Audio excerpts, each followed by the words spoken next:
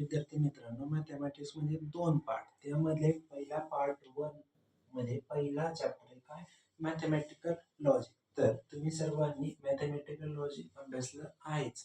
पण त्यामध्ये तुम्ही पाहिलं असेल and gate, or gate, nor gate, contingency, contradiction, tautology, implication, double implication, त्यानंतर स्विचिंग सर्किट कसं कन्स्ट्रक्ट करायचं, त्याच्यानंतर ट्रूथ टेबल कसं कन्स्ट्रक्ट करायचा, या प्रकारचे बरेच प्रश्न विचारतात. पण यामध्ये सर्वात महत्त्वाचा असा प्रश्न विचारला जातो की लॉजिकल इक्विव्हॅलन्स आहे का नाही ते चेक करा.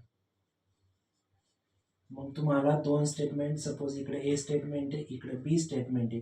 जर त्या कॉलम नंबर वरून हे दोनही स्टेटमेंट जर लॉजिकली इक्वल आले तर आपण त्याला म्हणतो की ते काय लॉजिकल इक्विव्हॅलन्स. किंवा तुम्ही दुसऱ्या प्रकारचा प्रश्न पाहिला असेल की ज्यामध्ये टॉटॉलॉजी म्हणजेच शेवटच्या कॉलममध्ये सर्व व्हॅल्यू जर ट्रू आल्या तर त्याला आपण म्हणतो काय टॉटॉलॉजी.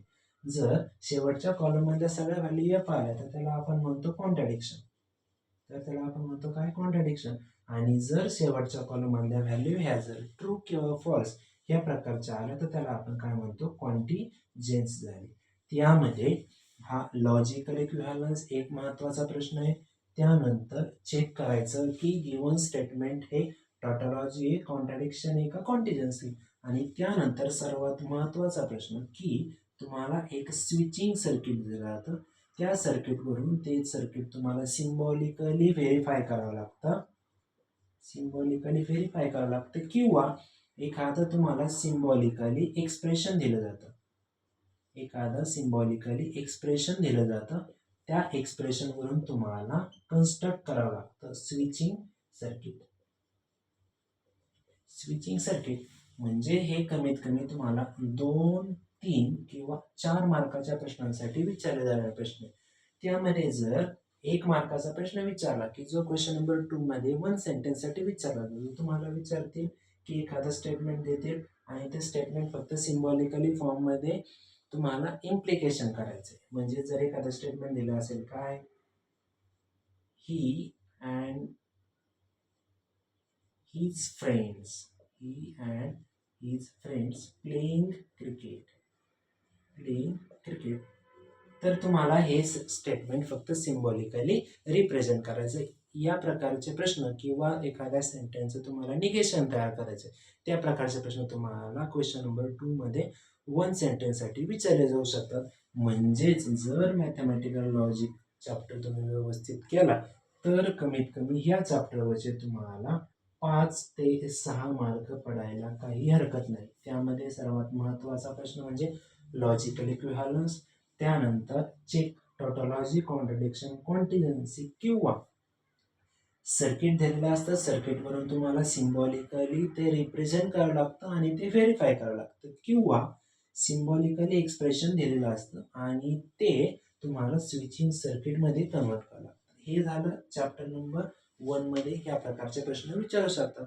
त्यानंतर तुमचं सर्वांचा आवडता चॅप्टर नंबर 2 की ज्याला आपण म्हणतो काय मॅट्रायसेस. आता मॅट्रायसेसमध्ये सर्वात महत्त्वाच्या गोष्टी म्हणजे की विद्यार्थी मित्रांनो तुम्हाला मॅट्रिक्सवरती आपण कोणकोणत्या प्रकारचे ऑपरेशन परफॉर्म करतो हे माहिती पाहिजे. यामध्ये सर्वात महत्त्वाचे प्रश्न म्हणजे काय मॅट्रायसेसचा इनव्हर्स फाइंड आउट करायचा.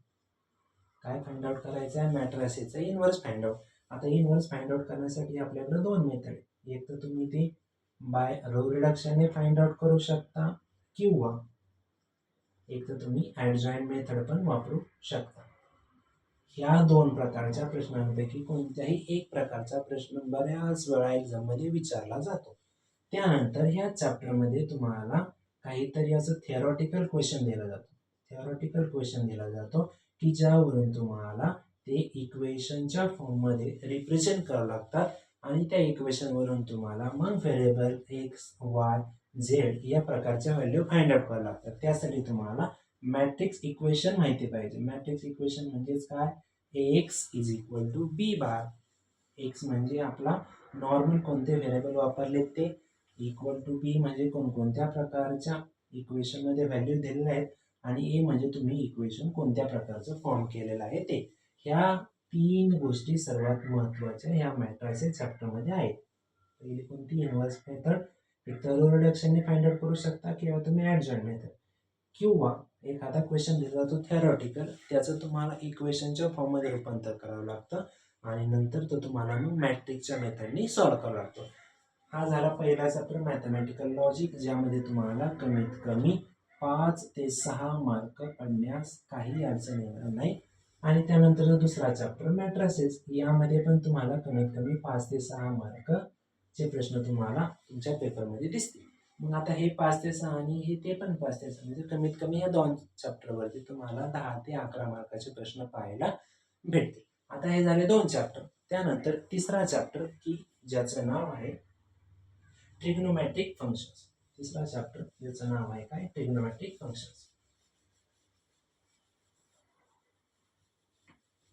ट्रिग्नोमेट्रिक फंक्शन्स ज्यामध्ये आपण वेगवेगळ्या प्रकारचे ट्रिग्नोमेट्रिक फंक्शन्स पाहिले, ज्यामध्ये sine theta, cos theta, tan theta, cot theta, वेगवेगळ्या प्रकारचे फंक्शन.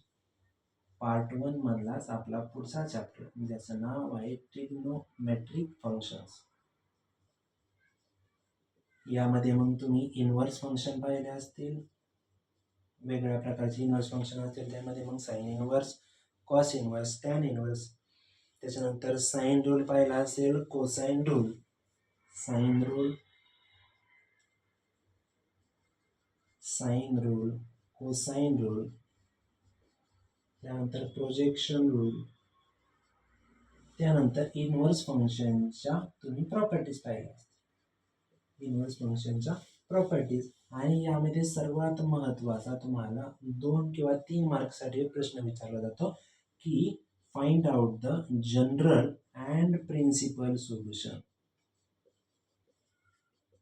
एखादं तुम्हाला ट्रिग्नोमेट्रिक फंक्शन दिलं जातं, त्यावरून तुम्हाला त्या ट्रिग्नोमेट्रिक फंक्शनचं जनरल किंवा प्रिन्सिपल सोल्युशन फाइंड आउट करायला सांगितलं जातं. तो प्रश्न कमीत कमी तुम्हाला 2 किंवा 3, जास्त जास्त 2 मार्काला प्रश्न विचारला जातो. म्हणजे यामध्ये तुम्हाला ट्रिग्नोमेट्रिक फंक्शनमध्ये इनव्हर्स फंक्शन, इनव्हर्स फंक्शनच्या प्रॉपर्टीज, त्यानंतर sine rule, cosine rule, projection rule आणि how to find out the general and principal solution of any function. हा झाला चॅप्टर नंबर 3. त्यानंतर चॅप्टर नंबर 4 आहे. पार्ट 1 मधलाच पुढचा चॅप्टर आहे पेयर ऑफ स्ट्रेट लाईन. यामध्ये सर्वात महत्त्वाचा एक थेरम विचारला जातो की ज्याचं नाव आहे होमोजिनियस इक्वेशन. होमोजिनियस इक्वेशनचा थेरम आहे, तो सर्वात जास्त वेळा विचारला जातो. किंवा थेरम ऑफ टॅन थिटा म्हणतात त्याला, थेरम ऑफ टॅन थिटा, की ज्यामध्ये फॉर्म्युला आहे त्याचा mod of 2 into under root h square minus ab upon a plus b. जर तुम्ही मागच्या क्वेश्चनवर पाहिले असतील तर बऱ्याच वेळा तुम्हाला theorem of tan theta is equal to 2 under root A square minus A B upon A plus बीचा थिअरम बऱ्याच वेळा 3 किंवा 2 मार्काला विचारला गेलेला आहे. म्हणजे तो एक पेपरच्या दृष्टीने खूप महत्त्वाचा थिअरम आहे. त्यानंतर जनरल सेकंड डिग्री इक्वेशन, त्यानंतर जनरल सेकंड डिग्री इक्वेशन या चॅप्टर मधला पुढचा महत्त्वाचा पॉईंट आहे जनरल सेकंड डिग्री इक्वेशन. हे झालं चॅप्टर नंबर 4 पर्यंत. त्यानंतर चॅप्टर नंबर 5 आणि सर्वात महत्त्वाचा आणि सगळ्यात जास्त वेटेज असणारा चॅप्टर आहे की ज्याचं नाव आहे व्हेक्टर. मग व्हेक्टरमध्ये तुम्हाला व्हेक्टरचे टाइप्स माहिती पाहिजेत. व्हेक्टरचे टाइप्स कोणकोणते, त्यानंतर व्हेक्टरच्या प्रॉपर्टीज काय काय आहेत, व्हेक्टरच्या प्रॉपर्टीज काय काय आहेत, त्यानंतर त्याची कोऑर्डिनेट सिस्टीम कशी आहे, व्हेक्टरची कोऑर्डिनेट सिस्टम कशी आहे. मग त्यामध्ये नॉन कोप्लॅनर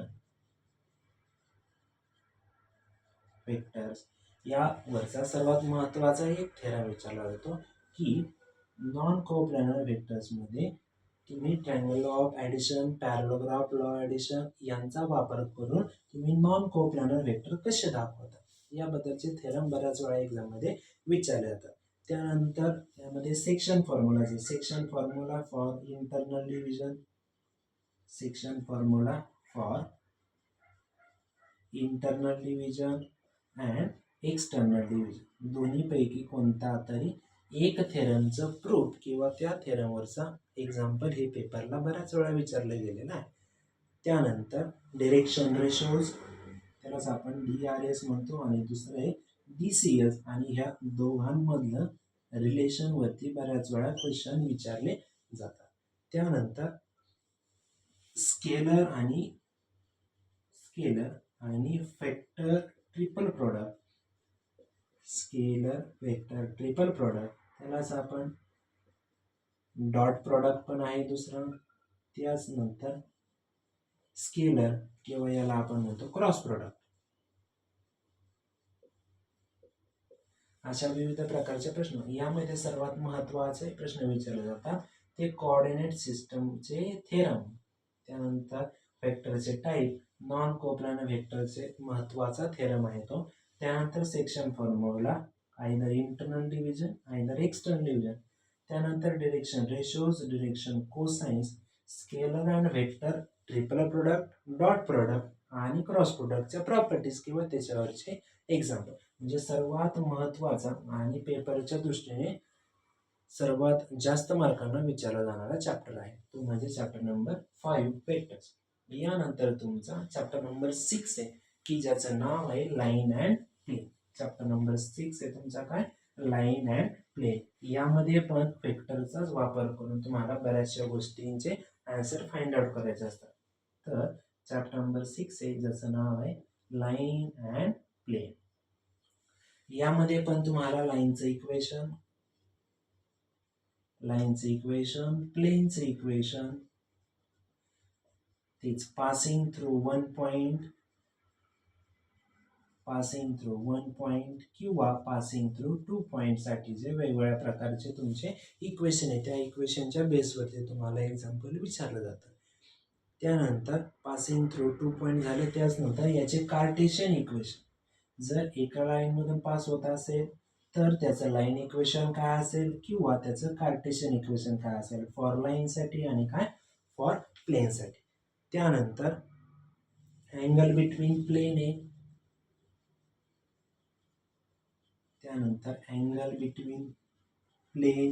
त्यानंतर यामध्ये पण तुम्हाला डिरेक्शन कोसाइन्स बद्दलचे प्रश्न पाहायला भेटतील. त्यानंतर कोप्लॅनॅरिटी, लाईनची कोप्लॅनॅरिटी काय आहे याबद्दलचे पण प्रश्न पाहायला भेटतील.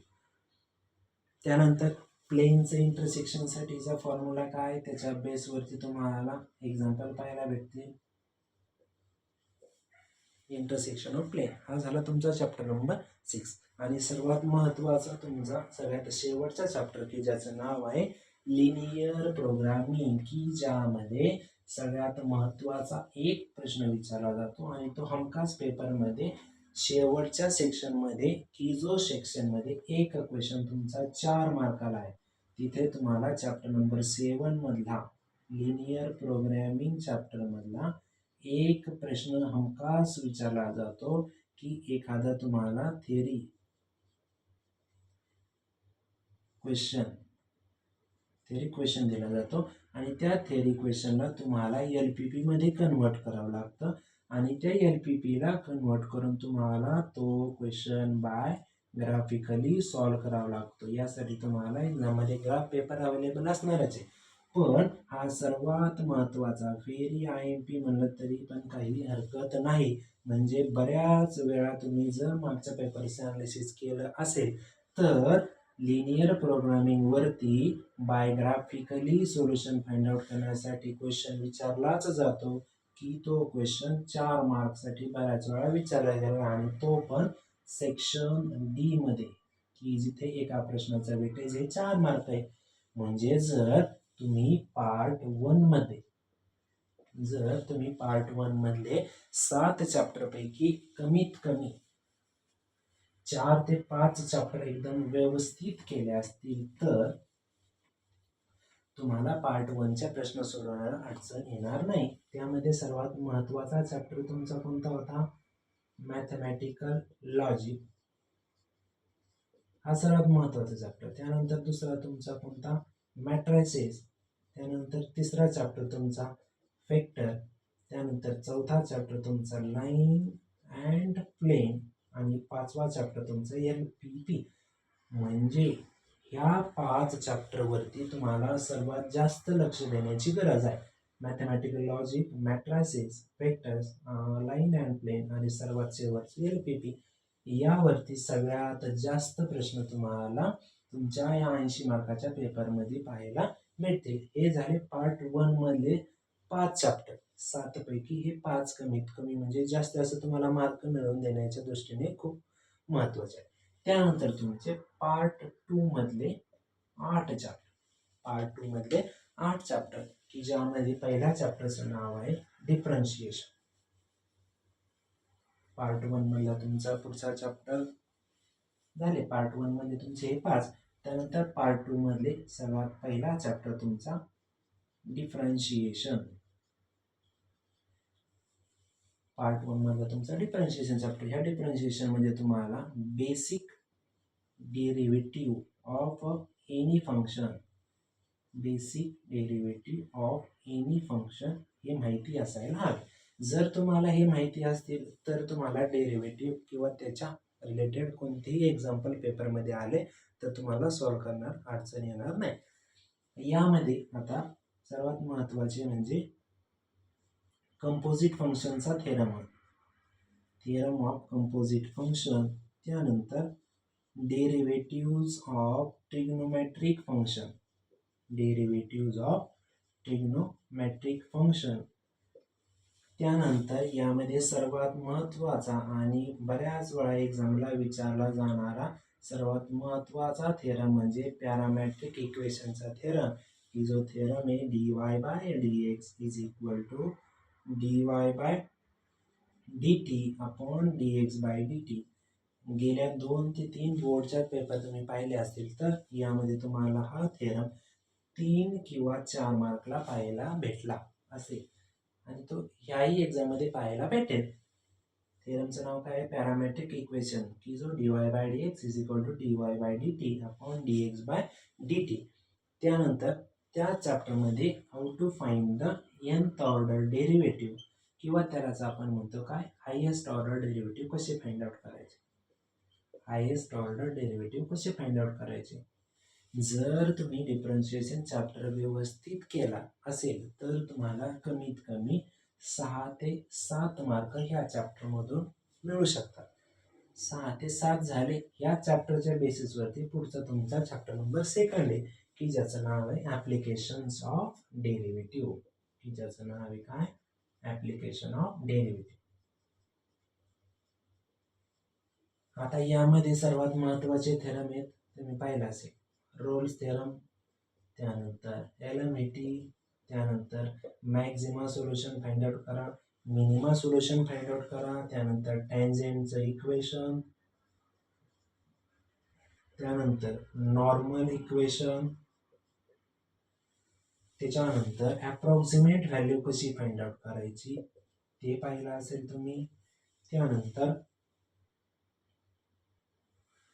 Derivative as a rate measure, derivative as a rate measure. आता ह्या 2 नंबरच्या चॅप्टरमध्ये सर्वात जास्त विचारला जाणारा प्रश्न आहे तो काय, derivative as a rate measure. हा त्यालाच जोडून कधी कधी 1 मार्काला टँजंट इक्वेशन किंवा नॉर्मल इक्वेशन विचारलं जातं आणि मॅक्झिमम व्हॅल्यू मिनिमम व्हॅल्यू कशी फाइंड आउट करायची किंवा रेअरली रोल्स थेरम, LMAT आणि अप्रॉक्सिमेट व्हॅल्यू यावरती क्वेश्चन विचारतात. म्हणजे जर तुमचा डिफरन्शिएशन चॅप्टर व्यवस्थित येत असेल तर तुम्हाला ॲप्लिकेशन ऑफ डेरिव्हेटिव्ह मधून कमीत कमी 3 ते 4 मार्क पडायला काही हरकत नसेल. हे झाले तुमचे आता पार्ट 2 मधले 2 चॅप्टर. त्यानंतर पार्ट 2 मधला नेक्स्ट चॅप्टर ज्याचं नाव आहे इनडेफिनाइट इंटिग्रेशन. आता इंटिग्रेशन म्हटलं की विद्यार्थ्यांच्या मनात थोडीशी भीती असतेच. भीती असणं साहजिकच आहे कारण की इंटिग्रेशनचे फॉर्म्युले सहसा लक्षात राहत नाही. तर पार्ट 2 मधला तुमचा पुढचा चॅप्टर आहे ज्याचं नाव आहे indefinite integration. Indefinite integration. Indefinite integration मध्ये आता तुम्ही पाहिलं असेल standard formulas of integration, standard formulas of integration, की जे तुमचे बेसिक फंक्शन आहे त्याचं इंटिग्रेशन कसं घ्यायचं हे तुम्ही पाहिलं असेल. त्यानंतर तुम्ही यामध्ये इंटिग्रेशन बाय पार्ट्स, त्यालाच आपण UV रूल म्हणतो, तो पाहिला असेल. त्यानंतर तुम्ही how to find out the partial fraction by using integration, म्हणजेच integration of px plus Q upon ax square plus bx plus c किंवा px plus Q upon under root ax square plus bx plus c dx. या प्रकारचे प्रश्न कसे सोडवायचे हे तुम्ही पाहिलं असेलच. ह्यामध्ये सर्वात महत्त्वाचा तुमचा थेरम आहे इंटिग्रेशन बाय पार्ट्स, त्यालाच आपण म्हणतो UV रूल. UV रूल मध्ये सर्वात महत्त्वाची गोष्ट तुम्हाला लक्षात ठेवायची तो तुमचा लाईट रूल. जर तुम्ही लाईट रूल लक्षात ठेवला तर तुम्हाला UV रूलवरचे एक्झाम्पल सॉल्व्ह करायला काही अडचण येणार नाही. लाईट रूल म्हणजे L म्हणजे काय, लॉगॅरिथम, I म्हणजे तुमचं इनव्हर्स फंक्शन, A म्हणजे तुमचं अल्जेब्राइक फंक्शन, T म्हणजे तुमचं ट्रिग्नोमेट्रिक फंक्शन आणि E म्हणजे तुमचं एक्सपोनेन्शियल फंक्शन. बऱ्याच वेळा म्हणजे सर्वात महत्त्वाचा क्वेश्चन UV रूलवरती विचारला जातो. आयदर तुम्हाला थेरम प्रूफ करायला विचारतात किंवा ह्या UV रूलच्या बेसवरती तुम्हाला एक्झाम्पल सॉल्व्ह करायला विचारतात. हा झाला तुमचा चॅप्टर नंबर 3 इनडेफिनाइट इंटिग्रेशन. त्याच पुढचा चॅप्टर आहे आता तुमचा डेफिनाइट इंटिग्रेशन.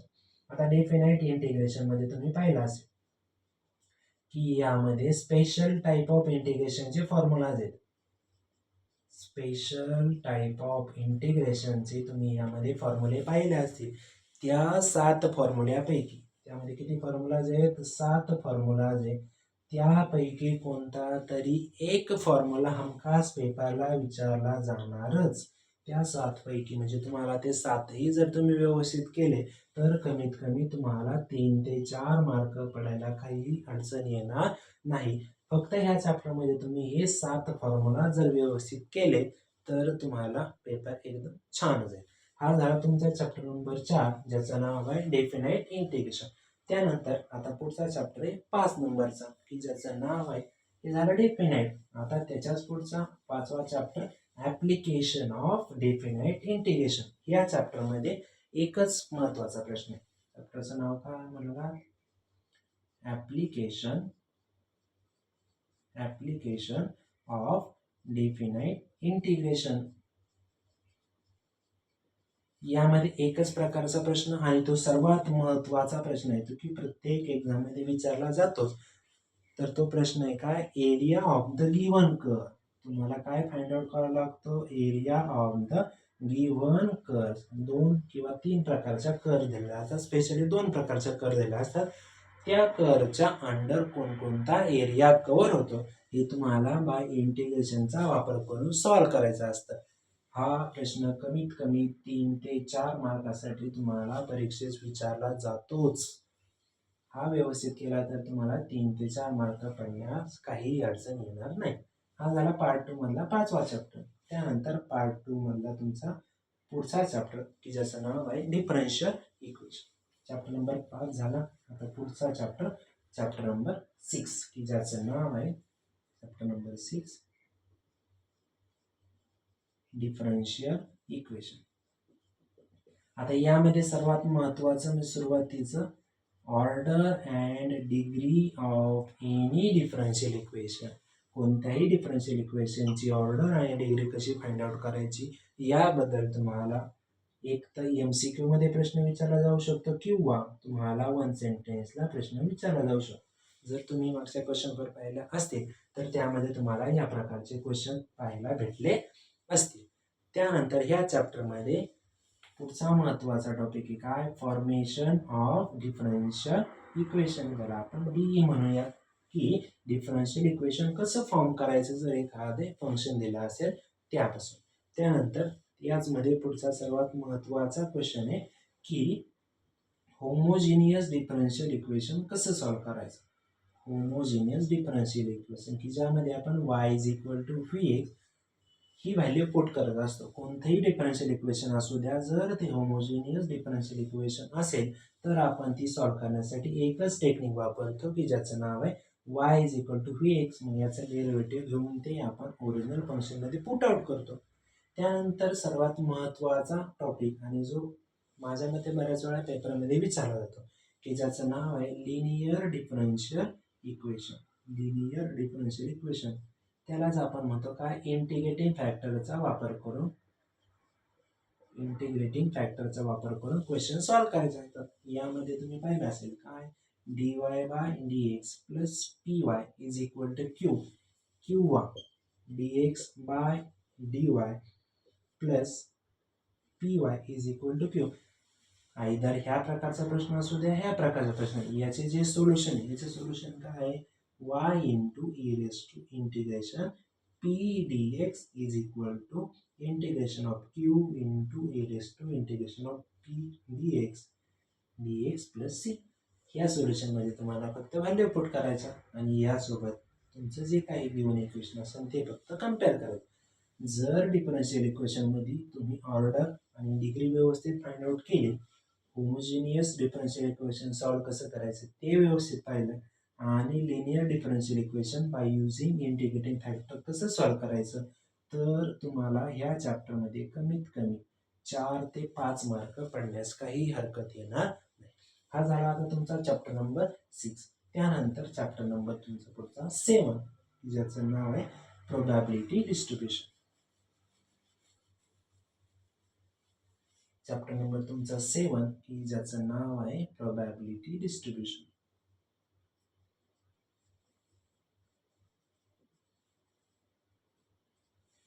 प्रोबॅबिलिटी डिस्ट्रीब्युशन मध्ये सर्वात महत्त्वाचा टॉपिक आहे तुमचा काय, रँडम व्हेरिएबल्स. की कोणत्या प्रकारचे रँडम व्हेरिएबल्स असतात, त्यामध्ये कोणकोणत्या प्रकारच्या तुम्हाला व्हॅल्यू फाइंड आउट करायच्या असतात. मग त्यामध्ये तुम्ही PMF वापरता का PDF वापरता, आणि त्याच पद्धतीने ई ऑफ एक्स म्हणजेच एक्सपेक्टेड व्हॅल्यू आणि व्हॅरियन्स ऑफ एक्स कशा प्रकारे फाइंड आउट करता. सर्वात जास्त वेळा पेपरमध्ये विचारला जाणारा प्रश्न, रँडम व्हेरिएबल बेस ऑन तुमचं प्रोबॅबिलिटी मास फंक्शन आणि तुमचं प्रोबॅबिलिटी डेन्सिटी फंक्शन. हे जर तुम्ही व्यवस्थित केलं तर कमीत कमी तुम्हाला 3 ते 4 मार्क प्रोबॅबिलिटी डिस्ट्रीब्युशन ह्या चॅप्टरमधून पडू शकतात. त्यानंतर तुमचा सगळ्यात शेवटचा चॅप्टर नंबर 8 की ज्यालाच आपण म्हणतो बायनॉमियल डिस्ट्रीब्युशन. बायनॉमियल डिस्ट्रीब्युशन यामध्ये सर्वात महत्त्वाचं तुमचं एकच कन्सेप्ट आहे काय, बर्नॉलीज ट्रायल. बर्नॉलीज ट्रायल किंवा बर्नॉलीज डिस्ट्रीब्युशन या बेसिसवरती तुम्हाला एक्झाममध्ये प्रश्न विचारला जातो. जर तुम्ही बायनॉमियल डिस्ट्रीब्युशन चॅप्टर व्यवस्थित अभ्यासला असेल तर तुम्हाला 2 ते 3 मार्क ह्या चॅप्टरमधून पडण्यास काही अडचण येणार नाही. तर अशा प्रकारे आपण पार्ट 1चे ओव्हरऑल 7 चॅप्टर आणि पार्ट 2चे तुमचे ओव्हरऑल 8 चॅप्टर यामध्ये कोणकोणत्या प्रकारचे प्रश्न येत्या तुमच्या बोर्ड एक्झामसाठी विचारले जाऊ शकतात यावरती चर्चा केली. तर विद्यार्थी मित्रांनो, 1 दिवसावरती तुमचा पेपर आलेला आहे. तर जास्त पॅनिक न होता तुम्ही जेवढा अभ्यास केलाय आणि मी तुम्हाला जे क्वेश्चन सांगितले त्याची फक्त रिव्हिजन करून तुम्ही जर एक्झामला गेलात तर तुमचा 80 पैकी कमीत कमी 50 ते 60 पर्यंत स्कोर होऊ शकतो. तर विद्यार्थी मित्रांनो, कोणत्याही प्रकारचं टेन्शन न घेता उद्याच्या तुमच्या पेपरला एकदम निश्चिंत मनाने जा व पेपरमध्ये चांगला स्कोर तुम्ही प्रदान करता हे मी तुम्हाला शाश्वती देतो. तर सर्व विद्यार्थी मित्रांना उद्याच्या गणित विषयाच्या पेपरसाठी खूप खूप शुभेच्छा. बेस्ट ऑफ लक. धन्यवाद. जर विद्यार्थी मित्रांनो तुम्हाला हा व्हिडिओ आवडला असेल तर पुढील अशाच नवनवीन व्हिडिओसाठी आत्ताच आपल्या चॅनलला लाईक, शेअर अँड सबस्क्राईब करा आणि बेल आयकॉनला प्रेस करायला विसरू नका.